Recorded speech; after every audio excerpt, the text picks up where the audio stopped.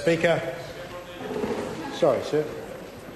My question is to the Attorney-General and asks, does he stand by his statements that Ngāti Kahu protesters at Taipa Bay can, quote, go to hell and, quote, I think they're stupid, and can he assure New Zealanders that such protests are not a foretaste of things to come under his marine and coastal area Takutai Moana bill? The Honourable Chris Finlayson. Mr Speaker, I did not make those comments as Attorney-General. They do not relate to my Attorney-General portfolio. They were made by me as Minister for Treaty Negotiations in the context of an issue related to treaty settlements. As to the second part of the question, I can't see the connection between the bill and the protest. Just because a piece of land is in sight of the water doesn't make it part of the foreshore. The occupation of the land in question was an occupation of dry land. The bill relates to the area below mean high water springs. That is the wet part of the beach, not dry privately owned land. The Honourable Rodney. Point of order, Mr Speaker. Point of order. We've seen the government shift questions around to the appropriate minister. We submitted that question to the House. It was accepted for the Attorney-General.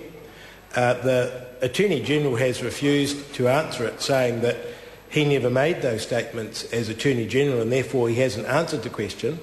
But what the question was accepted as legitimate, so it must have been authenticated. And indeed, if the Attorney-General didn't want to answer it as Attorney-General, he could have, said it to himself as Minister. Order. I think I've heard the member reasonably, at some reasonable length on the issue. The Minister was purely pointing out that he made those statements as Minister for Treaty Negotiation issues. He didn't deny making the statements. But the substance of his answer was that the issue of the occupation that this question seems to relate to is not a matter. They're not occupying the foreshore seabed, which are the matters to do with the marine and coastal area Takutai Moana bill. And the Minister's answer, I think, was a perfectly reasonable answer. The member asked, can he assure New Zealanders such protests are not a foretaste? He argued this doesn't relate to that, in his view, what I heard him say, because it's not foreshore and seabed that they're occupying it. Now, I can't judge the quality of the Minister's answer. I believe he made a perfectly reasonable attempt to answer that question. And I think it's unreasonable to expect me as Speaker to adjudicate on the quality of the answer. The Honourable Rodney Hyde. Point of order, Mr Speaker. Point of order. The primary question is this. Does he stand by his statements? Now, the Attorney-General never addressed that. What he said was, actually, I said those statements as Minister of Treaty Negotiations. So he hasn't actually addressed that question. I accept your point that, you can't force him to answer it.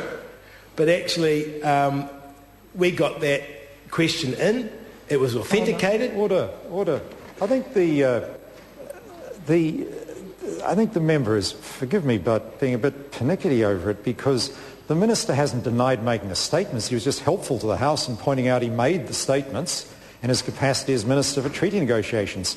But as far as I didn't see any resiling from them whatsoever. I presume he still stands by them as Minister for Treaty Negotiations. He's merely pointing out that he didn't make them as the Attorney-General.